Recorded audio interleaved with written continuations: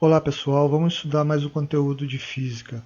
O conteúdo da hora é ângulo limite e reflexão interna total. Bom, vamos começar então. Vamos considerar dois meios transparentes A e B, onde o índice de refração de B é maior que de A, ou de A é menor que de B, certo? Imagine que os meios em questão aqui fossem o ar e a água. No caso, o meio A seria o ar e o meio B seria, no caso, a água. Então, a luz ela vem pelo ar, ou seja, pelo meio A. Então, observa que a luz está vindo do meio A e passa para o meio B, ou seja, muda a velocidade. Aconteceu o que aqui? A refração, com o desvio aqui, porque ela incidiu de forma inclinada. Se ela incidisse perpendicularmente, não teria o desvio. Vamos lembrar que o que caracteriza a refração é a variação de velocidade, ok? Bom, quando o raio incide, no caso, rasante a superfície, ó, no segundo caso aqui, ele já incide rasante a superfície. Ele ainda refratou. Tá? Observe que passou para o meio B. Então, incidiu rasante a superfície entre A e B, né? E refratou para B. Tá? Só que observa que esse ângulo aqui, tá? Esse ângulo que eu tenho aqui, L, é o que a gente pode chamar de ângulo limite de refração. Tá? Então, quando o raio parte de um meio menos refringente para o mais refringente e incide de forma que faz o ângulo de incidência de 90 graus, eu tenho o ângulo de refração chamado de ângulo limite de refração. A gente pode representar pela letra L, ok?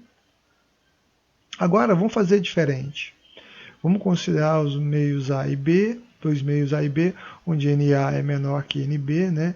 Imagine agora que os meios, no caso, seria o ar e a água, e a luz agora ela vem da onde? Da água, ok?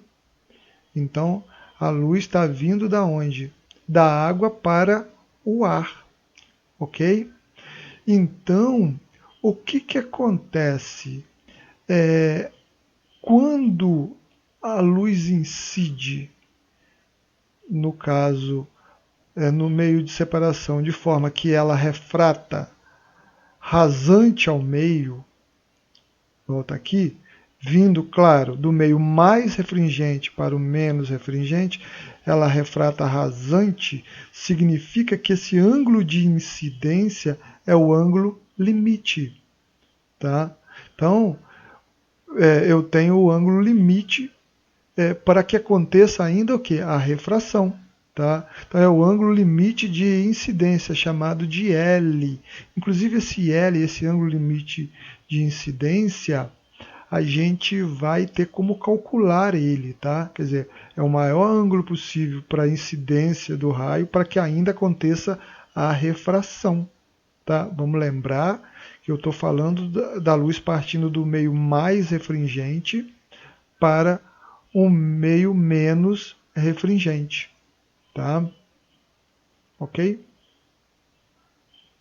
Então vamos ver agora o que acontece quando eu extrapolo esse ângulo limite. Então seria o mesmo exemplo anterior aí, ó. Vamos imaginar, ó. Maior valor para que ainda aconteça a refração, está aqui o ângulo limite de incidência. Tá? Então a luz está partindo, no caso da água, e indo para o ar, ok? Agora, se a luz extrapolar esse ângulo limite, observa aqui que o ângulo limite está de amarelinho aqui, ó. Se incidiu aqui, refrata rasante. Agora, se o ângulo de incidência que observa for maior, está de rosa aqui, ó. Se for maior que o ângulo limite, olha, maior. O ângulo I aqui, ó, de vermelho, ó, maior que o L. O que acontece? Tem refração? Não. Tem o que a gente chama de reflexão interna total. Olha, em vez da luz ou do raio refratar, para o ar, ele volta para a água. É o que a gente chama de reflexão interna total. Ok? Então, olha, para que ocorra a reflexão interna total, é necessário duas condições. São necessárias duas condições, né? O raio incidente deve estar no meio de maior índice de refração, quer dizer, o raio tem que partir do meio mais refringente para o menos refringente, ok? E o ângulo de incidência deve ser maior que o ângulo limite. É o caso aqui, olha, o ângulo I de vermelho aqui para esse raio rosa é maior que o ângulo limite, que é o que está de amarelo aqui, ó. Se é maior.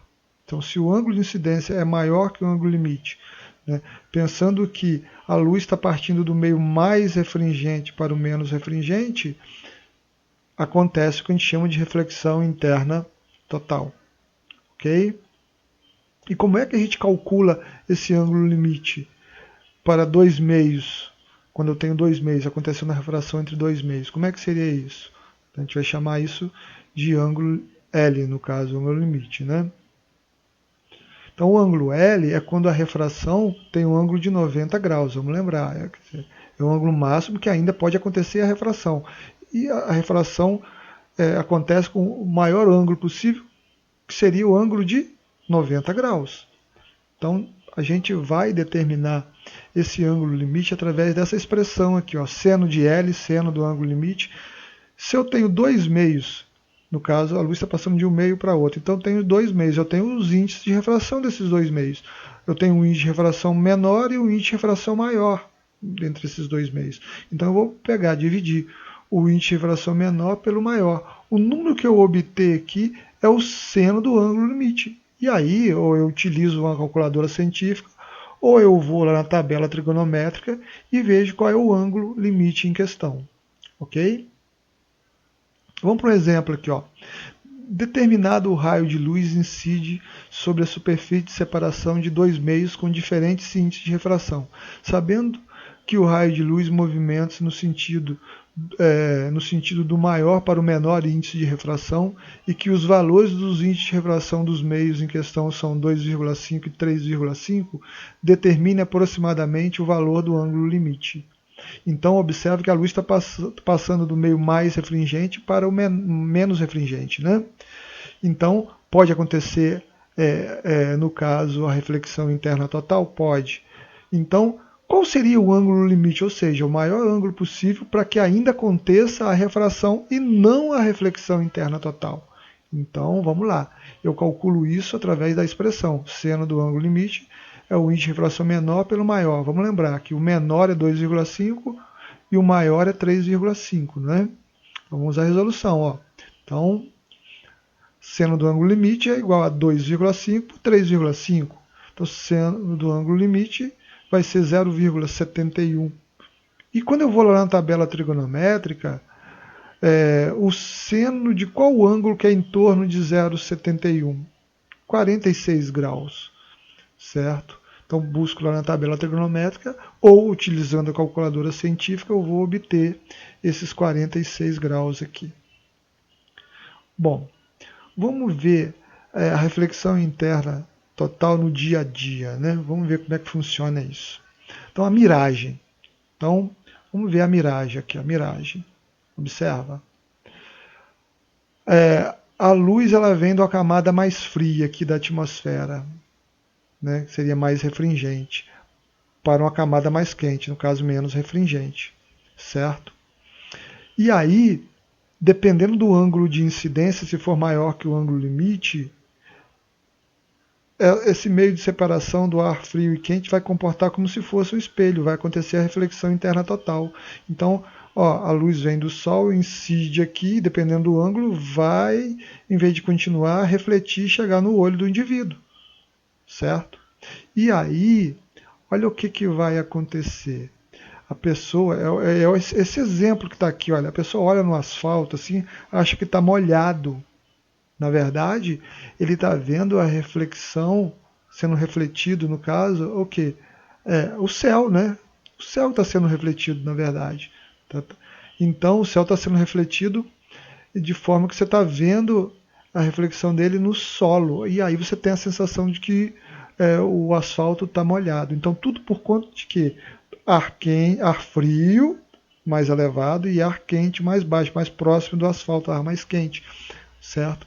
E essa diferença de temperatura faz com que, no caso, ao chegar nesse meio de separação, vai acontecer o que? Uma refração. Só que parte desses raios, dependendo da inclinação da incidência, vai ser, no caso, o ângulo de incidência maior que o ângulo limite, então vai acontecer essa reflexão interna total e você vai observar o piso, no caso o asfalto, como estivesse molhado. Bom, a fibra ótica é outro exemplo da aplicação dessa reflexão interna total. Então, olha bem. Ao penetrar na fibra ótica, a luz sofre reflexão nas paredes laterais diversas vezes e, com isso, ela é transportada a longas distâncias. Então, olha, observa que vai acontecendo a reflexão interna total no decorrer da fibra ótica, né, em toda a extensão dela. Ela é feita de um material que propicia isso aí, certo? Então, o que acontece? O interior dela é mais refringente e as bordas dela, o entorno dela é menos refringente, certo? Mas há uma diferença muito grande de refringência, de forma que a possibilidade de acontecer essa reflexão interna total é muito grande, né? Então ela vai sendo transmitida a luz de forma que ela vai sendo refletida no interior da fibra ótica, certo? Bom, gente, e assim termina nossa aula. Fiquem com Deus. Até mais.